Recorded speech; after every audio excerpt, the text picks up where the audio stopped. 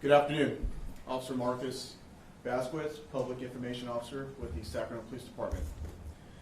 We are here today to speak about a collaborative and extensive ongoing investigation involving the arrest of a suspect responsible for several violent crimes that have occurred in the Sacramento region in 1992 and 1994. The arrest of this individual occurred on Friday, June 28, 2019. At this time, I'd like to introduce Chief of Police Daniel Hahn, as he will speak about the case that occurred in the city of Sacramento.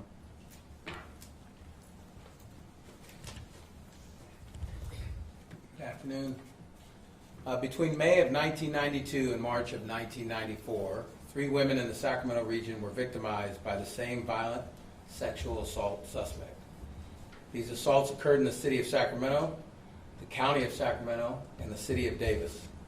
These were horrific crimes committed by a predator.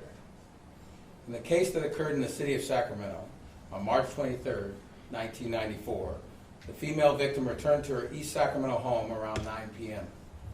When she entered her home, the masked suspect was waiting inside, and he had confronted the victim.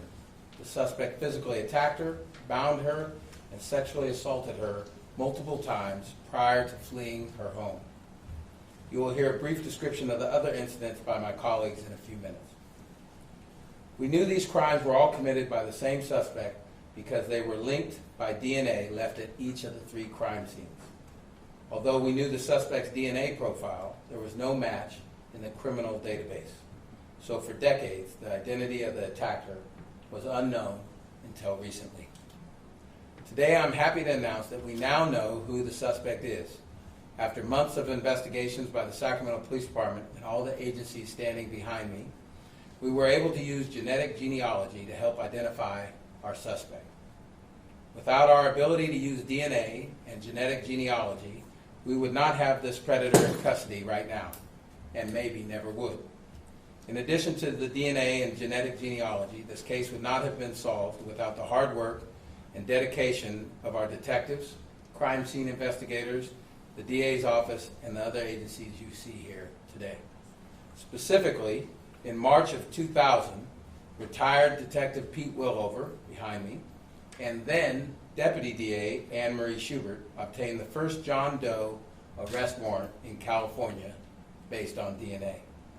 Since then, detectives in the DA's office never gave up on the search for this predator who victimized several women in our communities. On Friday morning, agents from the FBI office in Atlanta, Georgia, took our suspect, 59-year-old Mark Manteufell, into custody at his home in Decatur, Georgia. Investigators from the Sacramento Police Department and Sheriff's Department in Georgia have been assisting FBI with follow-up investigation over the weekend. The suspect in this case will eventually be brought back to Sacramento to face a host of charges that DA Schubert will speak of in a few moments. We understand there are still a lot of questions about who this suspect is. Has he committed other crimes? Our investigators will be working diligently to find answers for our community and those victims. We do know for approximately 2 decades, Manteufell worked for the Federal Bureau of Prisons and in 2014 retired as a correctional institution administrator from a facility in Miami, Florida. We also know he spent several years here in Sacramento while he attended Sacramento State University and worked for a short time as a part-time lecturer at Sac State. Our investigators have contacted the victim in the city of Sacramento's case. As you would expect, she is extremely emotional and thankful for the thorough and diligent work of the investigators. At the end of the day, the focus of this investigation is to bring justice to those victims and to our community. At this time, I'd like to introduce Sheriff Jones to talk a little bit about the case in the county. Good afternoon. On May 5th, 1990, just about 8:30 p.m., our victim, who was 52 years old at the time, arrived home, parked in her garage, and entered her residence, deactivated her alarm, and was almost immediately accosted and assaulted by someone who was lying in wait inside of her residence. For the next over 3 hours, she was assaulted, sexually assaulted, and various sexual acts were committed against her until ultimately the suspect fled the residence. Since that time, I know much will be made from this, and as time goes on, about the technology of the DNA analysis, as well as the suspect, and learning more about the suspect. But there's really 2 points that I want to make. Number one is that regardless of the emerging and growing technologies of DNA or whatever may come next, it comes down to, as it did in this case, detectives who were not only willing to put in the dogged hours and work to be able to take that technology and come to a resolution with a suspect arrest, but also the detectives who never gave up on finding justice for these victims. And that leads me to my second point, the victims. Although much will be made of the suspect as it goes forward, as is often the case in these instances, we must not and never forget that there are victims in this case that have waited far too long to, although they haven't achieved justice yet, have certainly taken their first step on that journey of justice, that again, they've waited far too long. So with that, I would like to introduce the FBI's Special Agent in Charge, Sean Ray. Thanks, Sheriff and Chief. Good afternoon, everyone. Let me just begin by saying it's an honor for the FBI to have been able to assist our partners in this investigation. As the Chief mentioned, Sacramento Police Department contacted us and asked us to assist with the investigation based on their belief that the subject responsible for these heinous crimes was currently in the area of Atlanta, Georgia. Based on that request, I assigned a special agent and a actual Sacramento PD task force officer to jump on the investigation and work with our FBI field office in Atlanta, Georgia to help identify where the subject was living and pattern of life. And in that regard, we had a surveillance team set up from our Atlanta field office that surveilled the subject, and then actually ended up recovering some DNA evidence at a restaurant based on a request from the Sacramento Police Department. Following that and securing local warrants for the subject's arrest, we were asked to again help effectuate the arrest of the subject in the Atlanta metro area. As mentioned this past Friday, agents from our Atlanta field office set up on the subject's residence and arrested him as he was coming out. The arrest was without incident, and obviously the investigation is ongoing.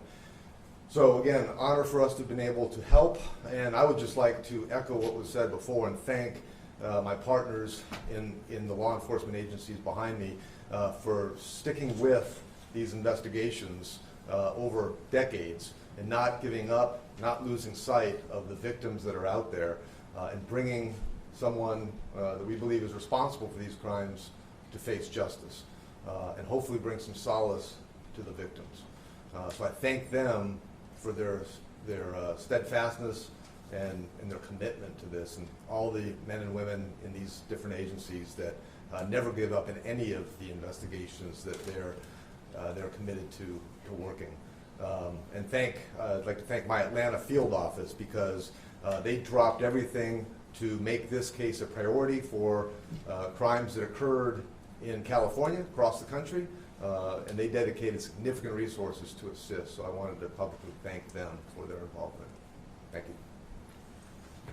I'd like to introduce the Sacramento County District Attorney, Anne Marie Schubert. Good afternoon. Long before DNA was ever contemplated or ever used in a courtroom, a well-known forensic scientist by the name of Paul Kirk said, "Wherever he steps, whatever he touches, whatever he leaves, even unconsciously, will serve as a silent witness against him. Not only his fingerprints or his footprints, his hair, the fibers from his clothes, the paint that he leaves behind, the blood or semen that he deposits, all of these will bear mute witness against him. This is evidence that does not forget. It is not confused by the excitement of the moment, It is not absent because human witnesses are. It is factual evidence.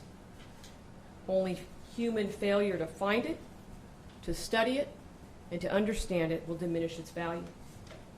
This case is about passion, persistence, patience, ingenuity, innovation, and perhaps most importantly, about a willingness to pioneer the ability to not only solve, but to prosecute a case, a crime, even if those crimes occurred over a quarter of a century ago. At a time when DNA was barely even heard of, when it came to solving crime, law enforcement found the evidence in these cases, meticulously collecting it and preserving it, hoping but never really knowing if someday they would find an answer. Evidence from 3 separate but equally brutal sexual assaults committed by a stranger, for those in Sacramento, for women that were in their own home in the peace and sanctity and the privacy of their homes, one in the city and one in the county. This case is about a forward-thinking DNA analyst from our crime lab who knew the value of preserving rape kits far longer than the law required at the time. It's about persistence and passion for one of my all-time favorite detectives, Pete Willover, who called me one day in December of 1999 to question if there was anything he could do with a few of his sexual assault cases because the statute of limitations was going to run in a few months. And perhaps it was serendipity because at the same time Detective Willover called, the Sacramento Bee ran a story about a prosecutor in Wisconsin who had decided to charge an unknown assailant alleging the culprit's DNA as his identification. It's about ingenuity and teamwork, not just from within the DA's office, including my teammate and my colleague, Lori Earle, who now happens to be a judge, as well as seasoned detectives like Detective Willover and Sheriff's Detective Donna Simmons. All that teamwork aimed at one thing, bringing an accused rapist to justice. So after finding that evidence, studying it, and understanding it, 2 days before the statute of limitations was set to run, on March 21st of 2000, our office filed California's first ever John Doe DNA warrant alleging the person's DNA as his identification. In another John Doe DNA case, ironically that was Detective Willover's, that was filed a few months after this, when we did in fact catch the person and prosecute him, then trial judge Tawny Cantil Sakaui, who happens to be our Chief Justice, ruled here in Sacramento that this new and innovative method of charging someone by their DNA and thereby preserving the statute of limitations was lawful.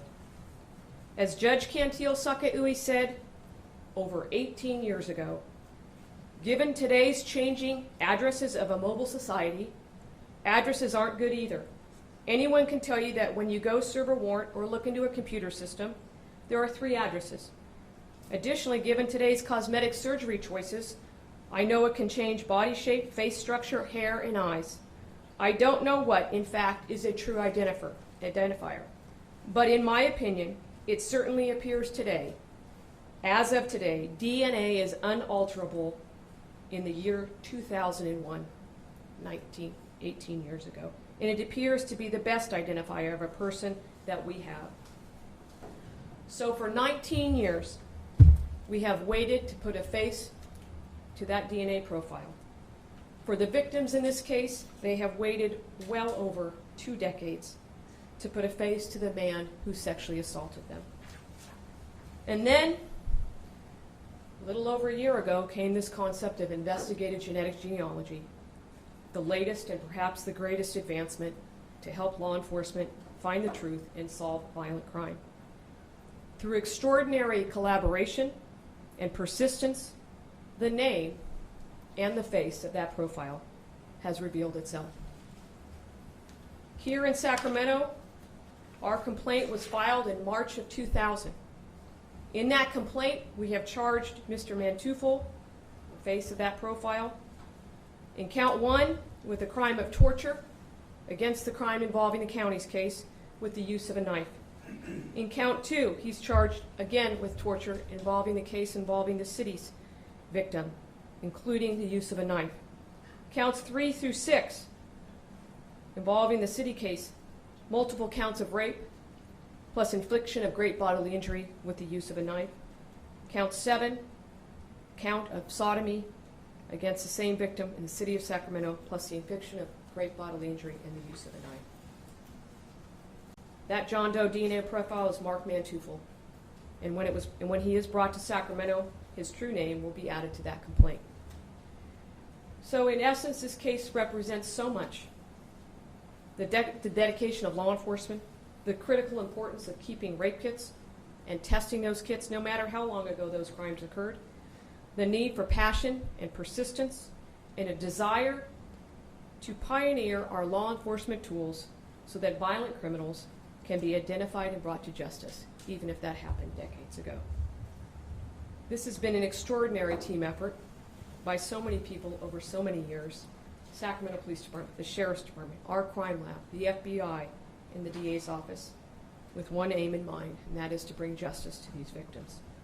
So today, on this day, July 1st of 2019, I am proud to say we have put a face to that DNA profile, and today, quarter of a century later, a silent witness has spoken.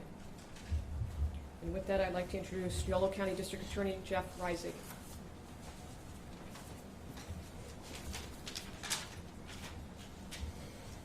In January of 1994, a 22-year-old college student went for a jog about 7 o'clock in the evening. She was going to get some dinner at the local market. As she jogged through a well-known, safe neighborhood in Davis, California, she was approached and grabbed by a masked man. He tased her and dragged her away, where he committed monstrous crimes. Today, 25 years later, we know the name of that man behind the mask. Crimes like this altered the lives of victims and their families in incredible ways. I can tell you that the victim in the case out of Yolo County has been notified that the man who did this to her is in custody. She's very happy. These crimes also haunt communities, and this crime has haunted the community of Davis for 25 years. However, the news again today is that predators and monsters can't hide forever any longer. Because of the science and the hard work of committed law enforcement professionals, like those here today, the clock is ticking on these criminals, and their time is up. On behalf of Yolo County and the City of Davis and the Police Department, I want to thank the Sacramento Police Department for leading this investigation with the Sacramento DA's office and the Sacramento County Sheriff's Office. Thank you.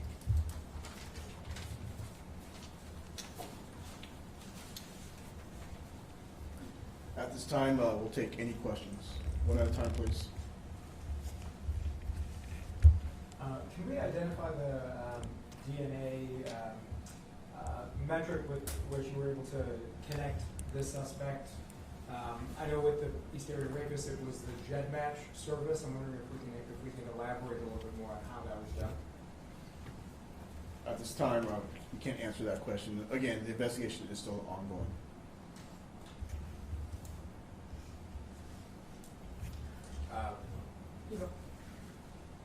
Sac State, you mentioned this person spent some time there. Can we elaborate on his capacity? Was there a student? Was he on the staff, faculty at all? For us, we know for some time he did live in the Sacramento area, attended Sacramento State University as a student, and also worked part-time as a lecturer for Sac State. In what field? Do you know? Field of... He was a lecturer. Do we know what subject was his area? Was it? It was in law enforcement, criminal justice system. I know you declined to identify the source to which you identified the connection, the DNA connection, but I'm wondering if you can elaborate on whether this was through a family member, through a cousin, or someone who had a genetic match that you were able to ultimately track him down? I'm just going to talk in general because obviously there's sensitivity and we're very much appreciative of the balance that we need to find between privacy of individuals and public safety. So just the concept of genetic genealogy is that suspects, the crime scene DNA is put into a database and a genetic database, and relatives have put their DNA in there. And I'm not going to say how close or how distant they are, but there's no question that it's, you're provided a list. You're never looking at somebody's actual DNA, but you're provided a potential matches that may be related. It could go all the way. It could be something from a close relative to something that you got to spend months trying to figure out how to build the trees, as I call it, and develop what potential relationships. And that's where, as the sheriff said, it all comes down to detective work, because it's passion and persistence of trying to use your good old-fashioned police work to identify individuals that may be related, that happen to live here or work here or falls in that tree. Sure. So. Follow up to that question. Obviously, as you mentioned, it's a matter of striking a balance between privacy and Right. solving these crimes and Absolutely. receiving justice for these victims. Right. But I know that in cases like GEDmatch, they have a policy where only suspected murders can be is where they'll allow law enforcement to access. So Well, actually, GEDmatch it's rape and murders, okay. and then there's other ones. So I don't want to talk about which ones because that's part of the investigation. But GEDmatch, and I'm not saying this is GEDmatch, but GEDmatch's policy has now been to adopt the federal definition of violent crime, which is greater than it was a year ago. So, but in this case, I don't think there's any question in my mind that this is a violent crime. This is the now, I guess, second really high-profile case that we. It's the third, actually. Third, okay, that we've been able to. Not to, So I not to mean, get too that- excited, but it is the third. So that leads into my question, which is just, can we expect to see more of this, going back and maybe testing out more rape hits that were previously unsolved? Can we expect to see this process happen, further? Well, in a little over a year, you've seen 3 cases come out of Sacramento, and I think that's because we have tremendous law enforcement here. And the message should be clear. If you committed a violent crime in this community and you left your DNA, you can expect that we're going to try to solve that crime and bring you to justice. So there's plenty of violent crimes that are unsolved here, unfortunately, that, if the tools are there, we're going to use them. I wonder if there's a message that you would send to smaller departments all across the country, because I know I've seen and covered stories where there are thousands of untested rape kits within counties and states, and I wonder if you would encourage these smaller departments to put more resources toward that, or is it a very expensive? Well, I think it's somewhat of a niche because it's not a simple process. I mean, we're fortunate here because we now have experience, and we've got a genealogy team now here that exists, and we've got incredible people from the sheriff and the police and the FBI and everybody that are part of that. But I also am very cognizant and very proactive about making sure that we are training law enforcement across this country, really even across this world, on what is the best practice to do this, because we want to make sure that we do strike that appropriate balance. So, I mean, obviously, in our view, this is clearly the right kind of case. Are Mr. Manteufell's crimes connected to that of the Parkway rapist? Again, the investigation is still ongoing at this time. On the Sacramento Sheriff's Office webpage, there's a cold case page for sexual assaults, and the third one down, it's John Doe rape series. Is this that series? I'm not sure. I'm unfamiliar with the series that you're talking about on the webpage, so I don't know. But this was, if it was a series about multiple acts in Sacramento County, then this would not be, because the ones we know of at this point, there's only the one instance of sexual assault in this series that we know of right now. So if it indicated more than one in Sacramento County, it would not be that. Is the other two out of your jurisdiction? Well, maybe I'm sorry, I wasn't clear. So in this series, there's only one that occurred in Sacramento County that we are aware of right now. So I'm unfamiliar with the one that's on the website, the third one down that you mentioned. If that one indicates more than one in Sacramento County, then they're not the same. So that's what I'm saying. So that's not to say there might not be more connected to this, but DNA connections that we have right now, there's only one in Sacramento County. Can you speak to Can you speak to whether Manteufell was a suspect for a long period of time? I mean, was he recently identified with the help of DNA, or have you kind of been watching him for quite some time? So again, like I mentioned, the investigation is still ongoing. And again, as we mentioned, our detectives are still working diligently on this investigation. And so we know that Mr. Manteufell has lived in various parts throughout the country. And so that we are asking for anyone with information, whether a victim, a witness, to please come forward. Again, we don't know. There could be others connected to Mr. Manteufell. And so again, still an ongoing case, and we do strongly encourage our community or any witness out there, I mean, back east, anywhere, to please call our investigation number at 916-808-0650. Again, this is still an ongoing investigation, and again, we hope that we can bring justice not only to the victims or those victims, but as well as to our community. Is he already in the process of being extradited? He's still in LA. Is there any indication that he used any other names in the course of his career or life? Again, investigation is still ongoing. I'm wondering if we could clarify, so he worked for the Federal Bureau of Prisons when he was in Georgia, and then he was, again, lecturing at Sac State, also a student there before that. During that time, when he was at Sacramento State, was he employed in any other way, do we know? You mean, did he have like two jobs at the same time? Is that what you're Was asking? he a member of generally of law enforcement at that time? Well, like I mentioned earlier, we do know that he did serve as a part-time lecturer at Sac State. And again, the investigation is still ongoing. We do know that he's lived in various parts of it throughout the country. So Do we know how long he lived here in the Sacramento area? that's still ongoing as well. Still trying to determine a lot. As you can imagine, this stems from decades, and so there's a lot of information our detectives and investigators are still having to gather and look at. And I'm sorry if I missed this a bit earlier, but the time that he was in Sacramento, that overlapped that time when he committed those 3 crimes allegedly. Again, the investigation is still ongoing. We're still having to look at timelines and everything. I'm sorry if I missed this. It sounded like the one case in Yolo County, he attacked somebody who was running. The other case, it sounded like he was actually going to their homes. Did he personally know any of these victims, or do we know from the victims if they had any sort of relationship with this? That's all part of the investigation at this time, as far as the connection and everything else. And I believe I heard mention of the victim in Yolo County and in the Sacramento cases were contacted. Was the Sacramento County victim contacted? Yes. All right. Any other questions? Again, we highly encourage anyone with information to please call the Sacramento Police Department. Thank you.